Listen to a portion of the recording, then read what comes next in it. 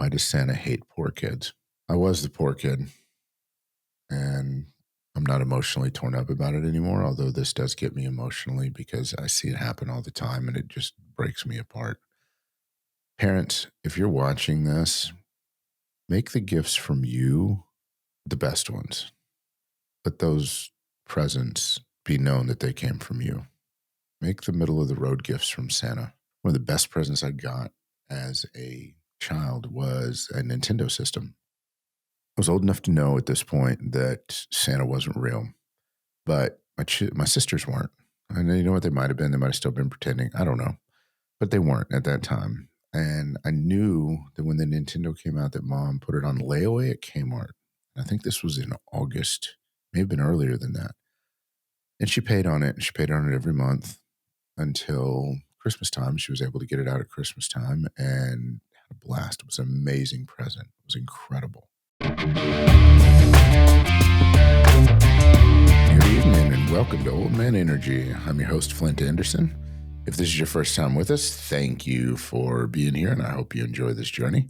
If you are returning, well, then you know what you're in for. So looking forward to talking to each one of you guys this evening. And if you want more of this content, then please make sure that you've liked and you've subscribed and ring the bell, smash the bell, like the subscribe button. I don't know, whatever all the terms are. Follow us on all the social medias because we post different content on them across daily.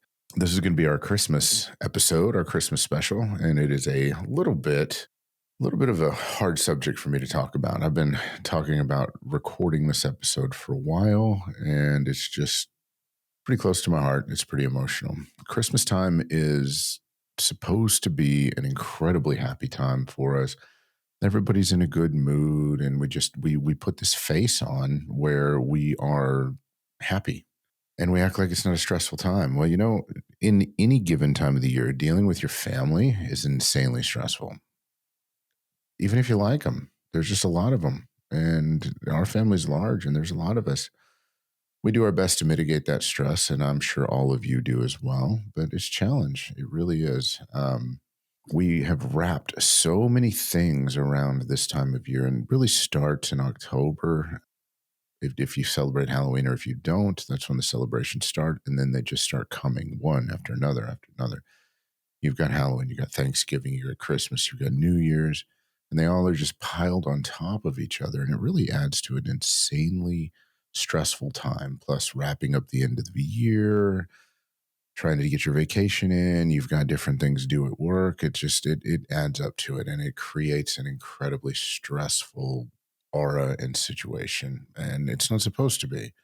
So we all put on the smiley, happy face and go around and pretend that everything's awesome and this is cool. Well, the idea of Christmas and what we do at Christmas is awesome, and we spend our time enjoying ourselves. We have a good time. We find a way to give, and that what we call the Christmas spirit really does infect us. And the problem is that we wrap so much other crap around it that dilutes it. Sometimes it mutes it. Sometimes it just makes it not worth it. We come into the Christmas season already exhausted because of what we are quote unquote supposed to do.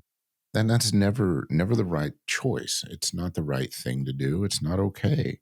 I don't dislike Christmas. I enjoy Christmas very much. I love the decorations. I love the gaudiness of it. I love the silliness of it. I love the happiness and the joy in the children's eyes.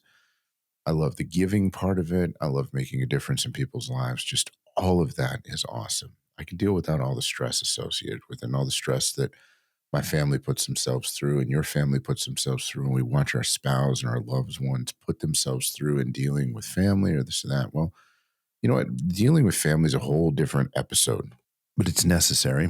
And I heard a quote the other day that really put things in perspective.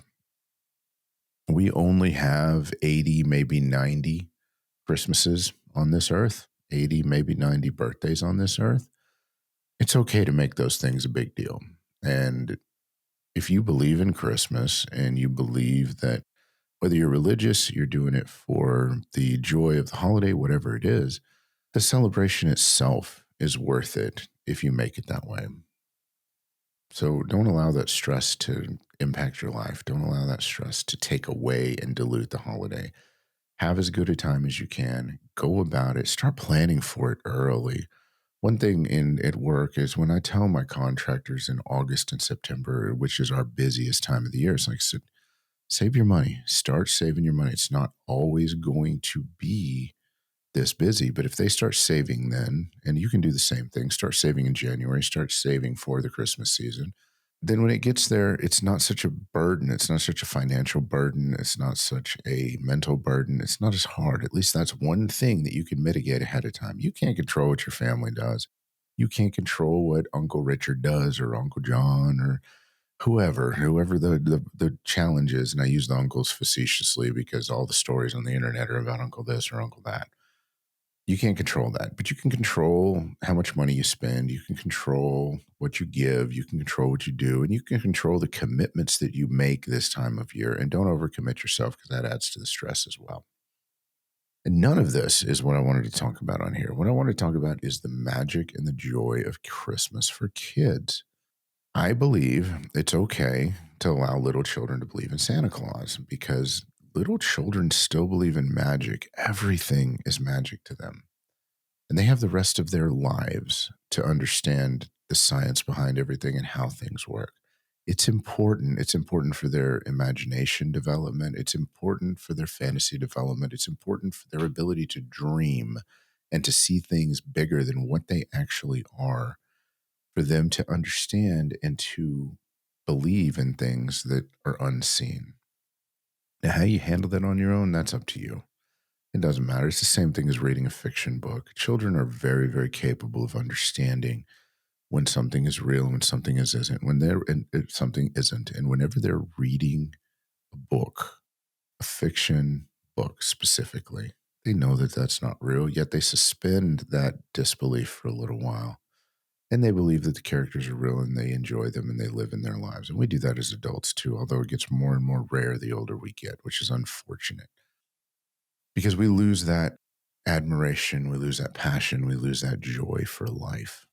And so don't be in such a hurry to destroy your kids' belief in magic and fantasy because they will grow out of it. They will realize that it's the truth, and you'll have the or what the truth is, and you'll have the opportunity to explain to them why you let them believe that. And I don't believe in telling children untruths. Tell them why you let them believe that. Let them know. Let them know that that magic is important. That magic is important to younger children so that they can help become a part of that mythology and that fantasy and ultimately that reality for those children. And one of the biggest fantasies available to all cultures, across all cultures, and I'm probably using the wrong words here because I'm already starting to get emotional, but is the Santa Claus bringing gifts, putting great gifts under the trees, making all the different trip around the world. And I know NORAD tracks him, and our kids loved that when they were little. We'd log on and we'd see where he was, and oh my goodness, going to go to sleep. We need to do this. We need to do that.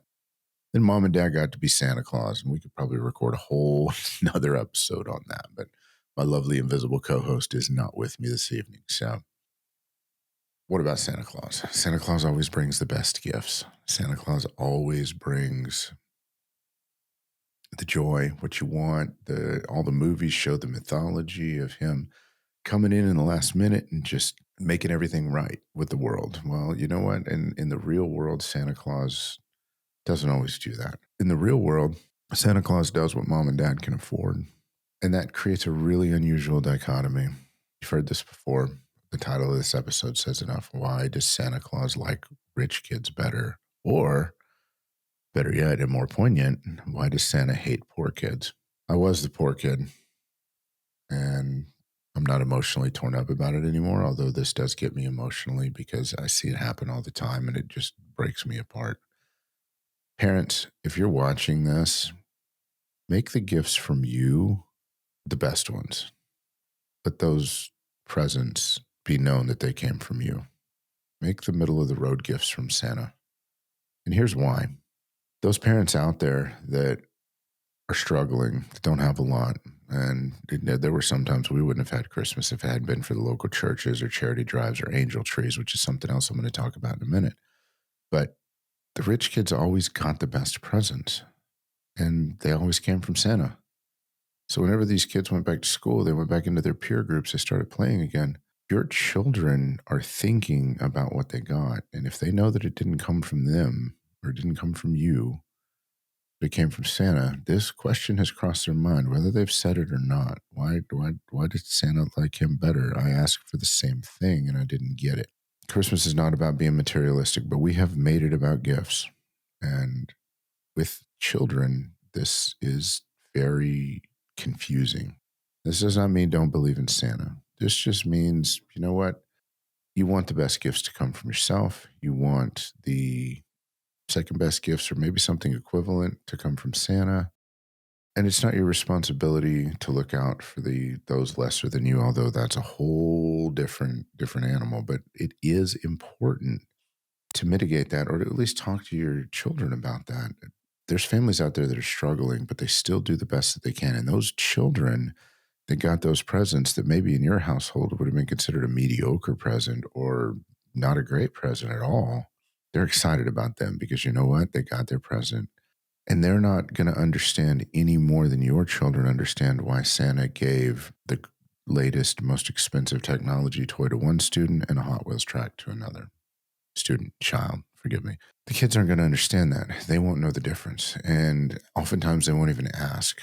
And if they do ask, they get some kind of half-ass explanation. It's not good. Does this make every child on the planet your responsibility? No.